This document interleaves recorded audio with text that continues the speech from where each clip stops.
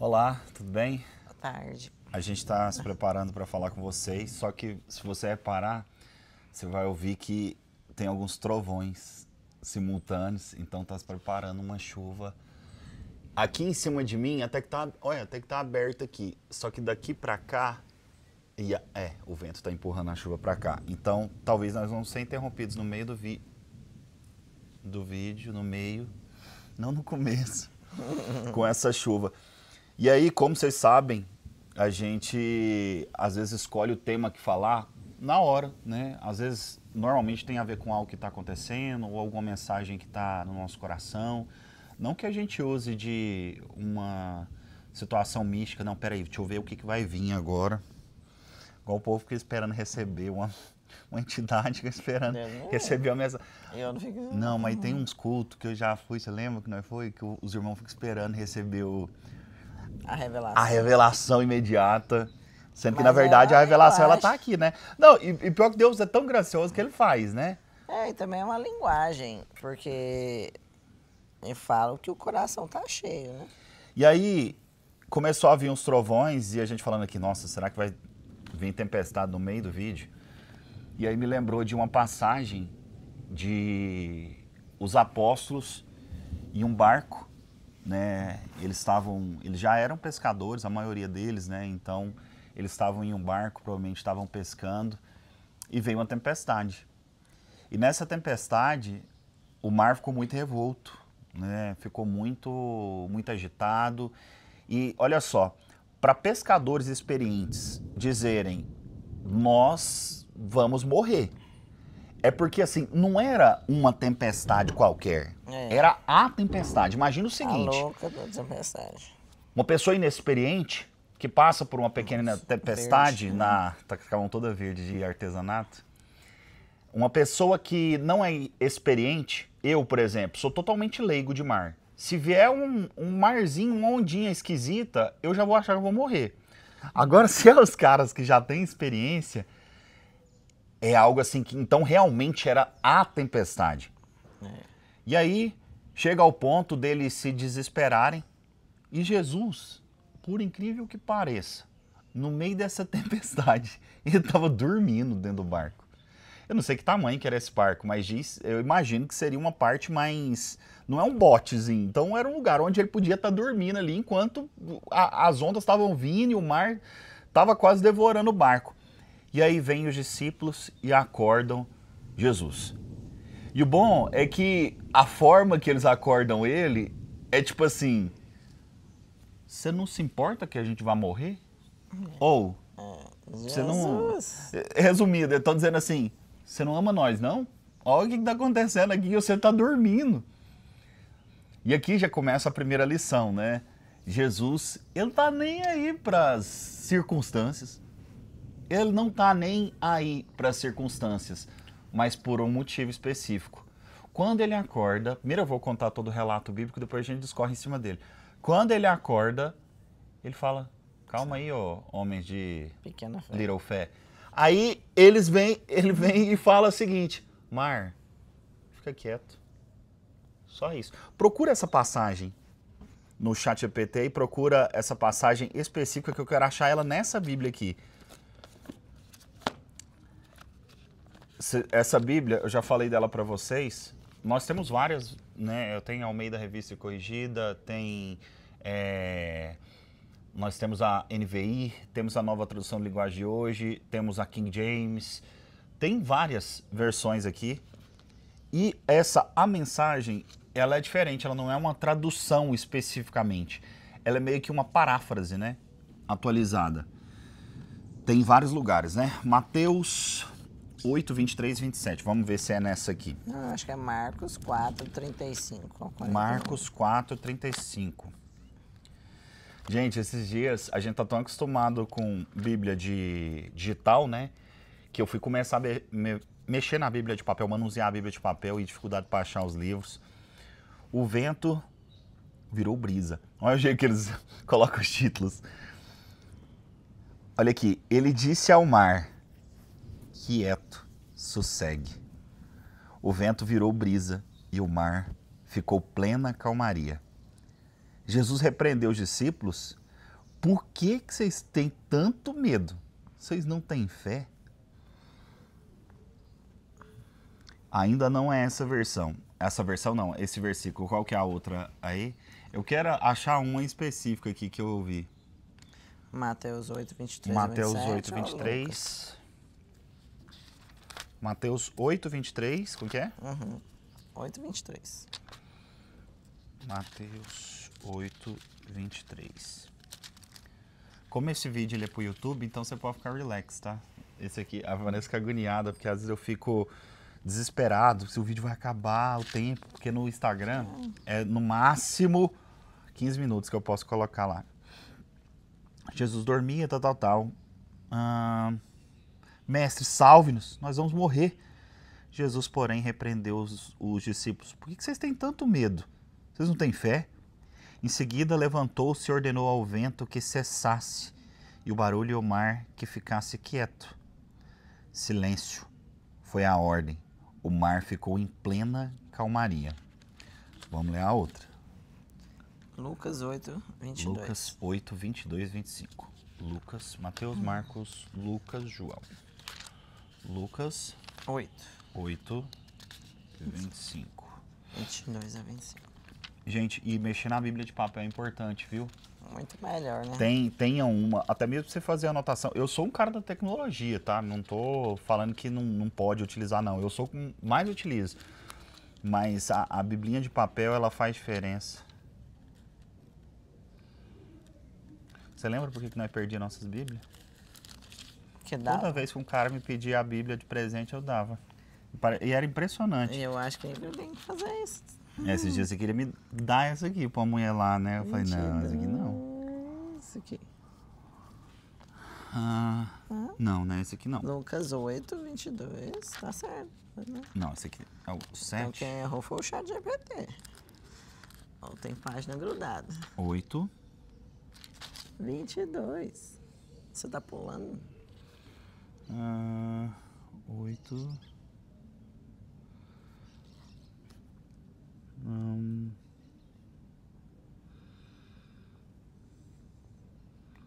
O mar lhe obedecendo. Silêncio. Não é essa. Enfim.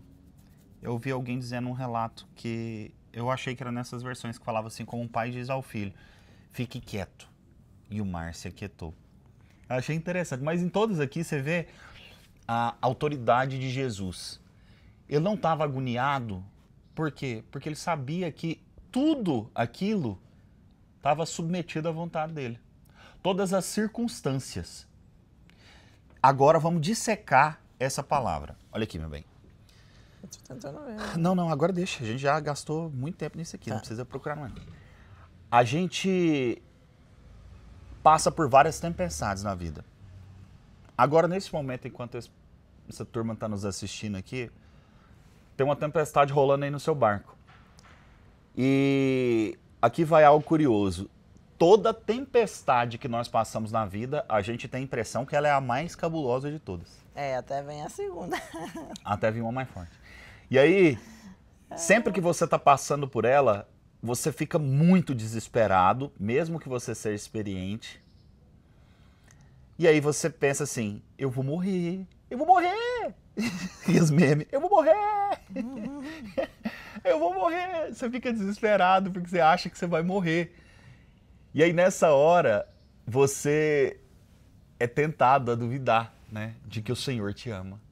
Ou que ele tá te vendo. Tipo assim, não, mas e nesse caso lá, aqui existe um detalhe.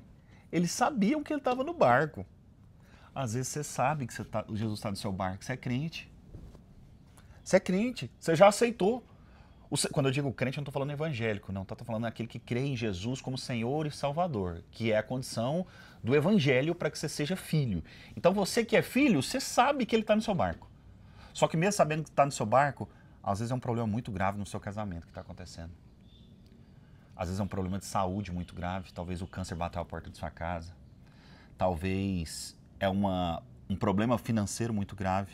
Ou com os filhos. Uma quebradeira que você nunca viu, ou talvez seu filho está envolvido com droga, ou tem alguma enfermidade no seu filho. Algum problema você está passando. Por quê? Porque todos nós passamos e o mundo ele jaz no maligno. E Deus usa essas circunstâncias para nos forjar. Ele não manda essas coisas, tá? Vamos fazer uma correção aqui? Deus não manda doença. Deus não manda ninguém cometer pecado para te ensinar a perdoar. Deus não manda acidente para punir pessoas. Deus puniu tudo o que precisava. A justiça de Deus, a ira de Deus, ela já foi lançada, você sabia? Ela foi lançada em Cristo Jesus, na cruz.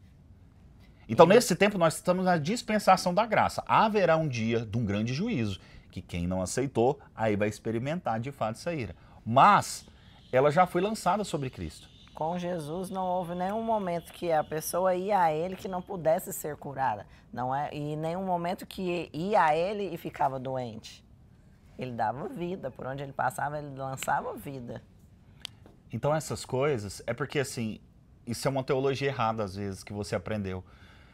Você acha que Deus te corrige, porque a palavra de Deus também diz que Deus corrige todo aquele filho que ama. Aquele que não está sendo corrigido nem é filho. Aí você pensa, não, peraí, eu tô com uma doença, foi Jesus que mandou. Se é Deus que mandou a doença, você vai orar como?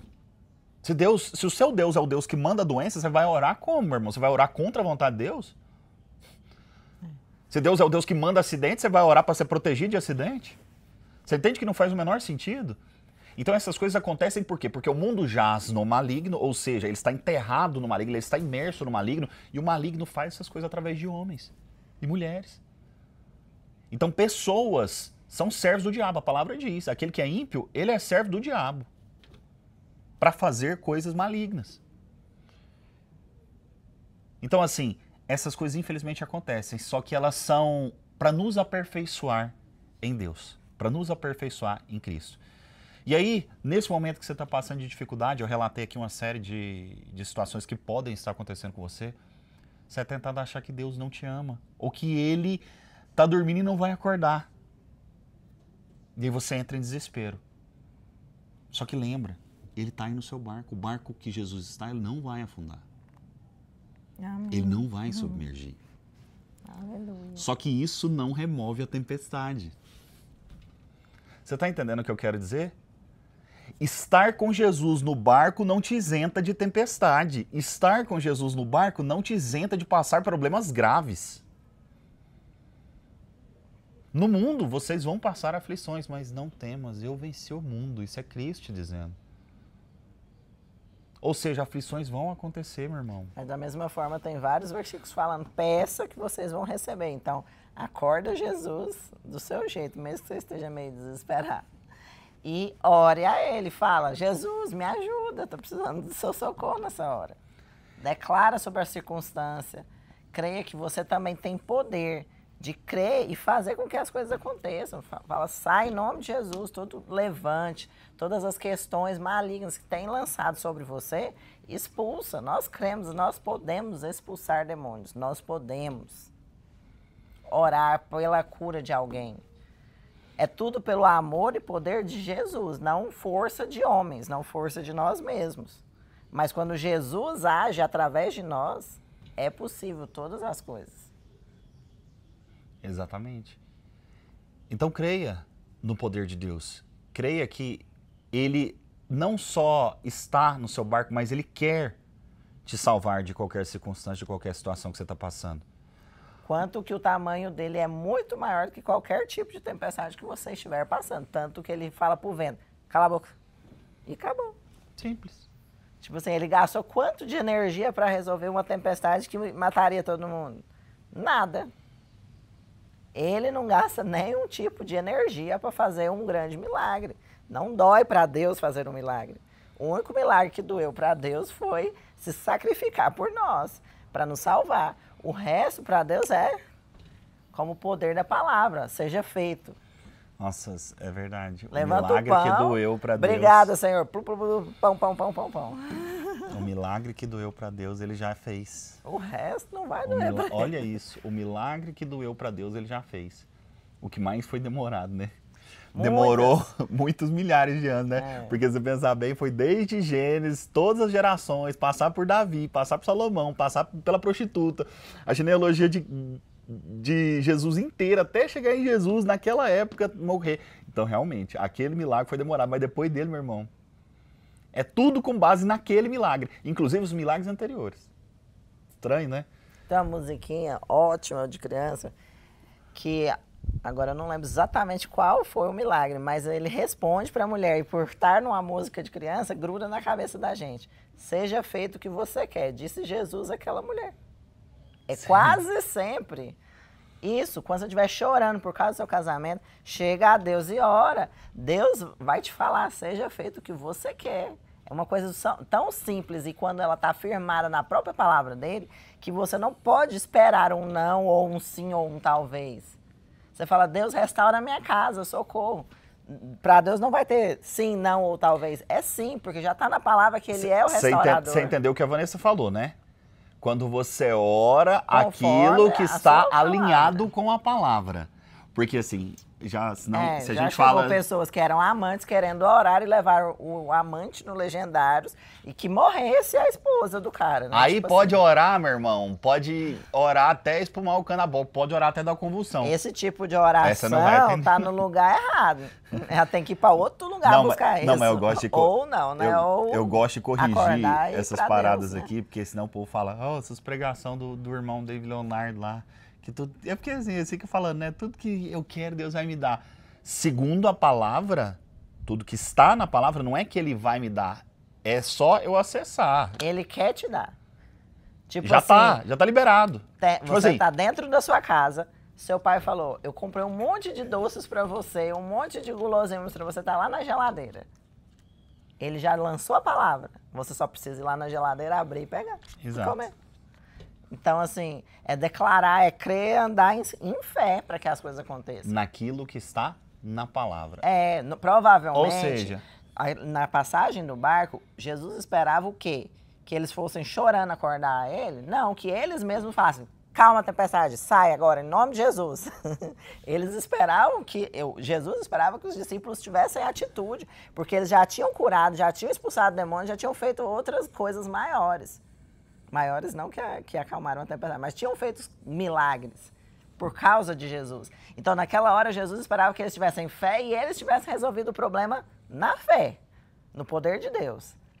Ou que pelo menos eles chegassem com calma. Jesus, eu tô meio com medinho aqui, resolve o problema para mim, que eu não dei conta. Mas ele esperava uma postura de fé e não de desespero dos discípulos. Ele não falou para os discípulos assim, não, tranquilo, hoje eu faço, deixa com o pai. deixa com o pai que o pai resolve. Não falou assim, ele falou, vocês têm uma fé muito pequena, até quando eu vou ter que aguentar esse tipo de gente? Resolve, gente. Reage, para de chorar, para de ser vítima. Foi isso que Jesus quis dizer. Hoje... Se você ler várias versões da Bíblia, você vai ver várias tiradas de Jesus. Jesus, ele não espera quem seja criança para sempre. Olha, e sabe o que é interessante? Por que é importante a gente falar isso aqui para vocês? Porque, infelizmente, hoje existe uma vertente teológica muito forte que prega que Deus não faz as coisas mais. Ele faz... eu entendo, existe um respeito na colocação deles. É como se fosse assim, Deus pode até fazer, mas se Ele quiser. E aí eles, tipo, se eximem, eles não pedem, porque, tipo assim, não é se eu pedir ou se eu declarar. Eles tiram o poder e a autoridade que foi me dada já. Essa autoridade, entenda, quando eu declaro coisas no mundo espiritual, não é um tipo de confissão coach, não é um coach gospel, não é isso, é só o que a palavra disse. Jesus fala o que pra mim, meu irmão? Vamos ser didático. Eu gosto de ser didático com as coisas. Ele diz assim, se você disser aquele monte, pule daqui e vai pra lá, assim vai acontecer. Isso é Jesus dizendo. Isso não foi o Paulo Vieira falando, isso não foi o Tony Robbins falando. Confissão positiva. Não, foi o seu próprio Senhor, que você diz que é seu Senhor. Ele disse, se você disser a esse monte, pula daqui e vai pra lá, assim sucederá. E não duvidar no seu coração, né? Se você pedir daqui e vai pra lá. E não duvidar no seu coração. Olha só que qualquer pessoa que não fosse Jesus falando essa frase, a maior parte dos teólogos de hoje em dia, os reformados, falariam, herege, isso é teologia coach, isso é confissão positiva, declaração positiva. Não, isso foi o seu Senhor que disse. Você entende? Ou seja, Jesus, ele nos deu autoridade, ele deu. A palavra de Deus diz que aí vos dei autoridade para pisar escorpião, para curar enfermos, para operar milagres. E aquela autoridade que ele deu não foi só para os apóstolos e para aquele momento.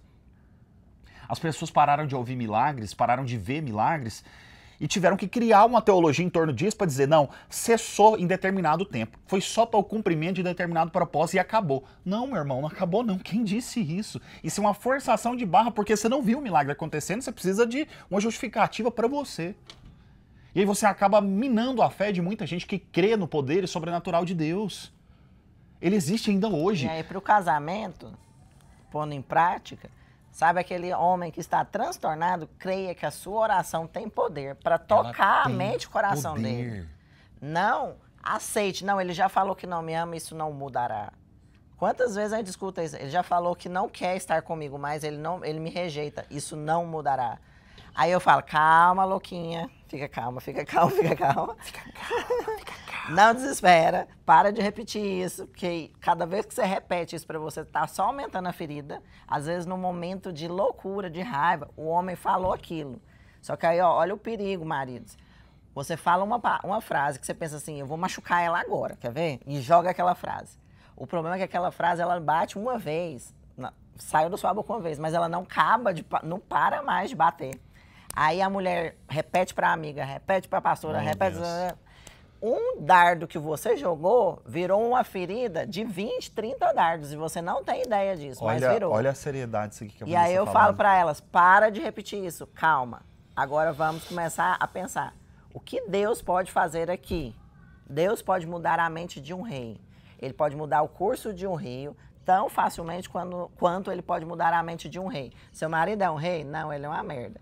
Então, imagina, vai ser mais fácil ainda. Fica tranquilo. Ora por isso, ora, intercede por isso.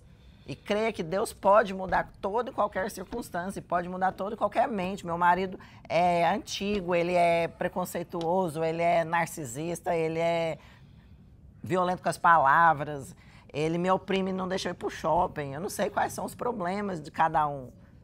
Mas creia, Deus pode mudar a circunstância, pode mudar a tempestade, pode mudar um rio, pode mudar um rei, pode mudar um homem. Pode mudar um homem. Ele pode mudar qualquer pessoa. Quando a gente dá os nossos testemunhos nas redes sociais, que a gente fala sobre restauração, sempre tem um que é o minador de fé, né? Por isso que eu limitei os comentários no Instagram e os comentários no TikTok. Porque o que acontecia? Vinha uma pessoa e falava assim, o seu testemunho me deu fé para crer em algo maior, para crer que algo vai acontecer, para crer que é possível restaurar minha casa. Aí, debaixo desse comentário, vinha um monte falando, não, você acreditou nisso, se o outro não quiser, não adianta, não tem quem mude. Que conversa fiada é essa que o evangelho não tem poder? Que conversa fiada é essa que se o seu marido não quiser, Deus não faz? Olha quem não queria. Até eu também houve momentos que eu não queria. Olha Deus que muda, é Deus que muda. Eu fiz uma reação a um vídeo de um irmão, o teólogo lá, que ele cagou na cabeça minha e de outros homens. Ah, homem que já fez isso, já aprontou 1, 2, 3 vezes, que já fez todas essas besteiras. E aí, quer chegar a Deus agora. Ué, mas peraí. Vai chegar a quem? Tem um relato bíblico como? Eu lembro que ele usou um termo bem ofensivo. Primeiro ele chamou de desgraçado e falou assim, esse desgraçado adúltero em série. Olha só a diferença no tratamento. Jesus encontrou um adúltero em série. Você lembra dessa história? A única mulher a quem Jesus revelou como Messias, a primeira pessoa a quem ele revelou como Messias, a mulher samaritana, que era uma pessoa que nem era do povo escolhida de Deus. Era do que os judeus não se davam. Uma mulher que já estava lá, ó, saindo com vários homens. Então ela era, no termo do colega teólogo, ela era uma adúltera em série. Jesus vem e fala, aponta o dedo da cara dela, fala que ela era uma pecadora miserável. Não, ele revelou para aquela mulher que ele era o Messias. Ele entregou amor para ela, falou, se você soubesse quem está te pedindo água, ele te daria água, uma água que vai jorrar para a vida eterna. Ele tratou aquela mulher com amor, com dignidade. E salvou aquela mulher. Quantos outros foram a Jesus e ele trocou uma frase. Com ela ele teve um diálogo e ele ainda fez questão de que todos os outros discípulos saíssem de perto naquela hora. Ele teve tempo com ela. Ele falou tudo o que ela queria conversar. Ela começou a dialogar com ele. Ah, mas eu sou samaritana. Ah, mas o povo fala que era para adorar ali ou era aqui. Ela pôde tirar todas as dúvidas. Ela teve uma conversa particular com Jesus. Fez uma mentoria. Que talvez durou meia hora, uma hora, enquanto outros às vezes viam Jesus de passagem. Ela teve o privilégio de ver o Rei do Universo conversar com ela o tanto que ela precisou. E era uma pessoa que, aos olhos do mundo, era um degenerado. Era uma pessoa complicada. Só que Jesus muda. Só existe perdão para quem sabe que é pecador. Só para quem sabe que é pecador. É outra coisa que a gente vê muito. Muitas vezes, ou a mulher ou o marido chega e fala, minha esposa isso, meu esposo aquilo, e jogam um monte. Só que a pessoa não entende que um casamento é 50%. Aí eu falo, calma, e você?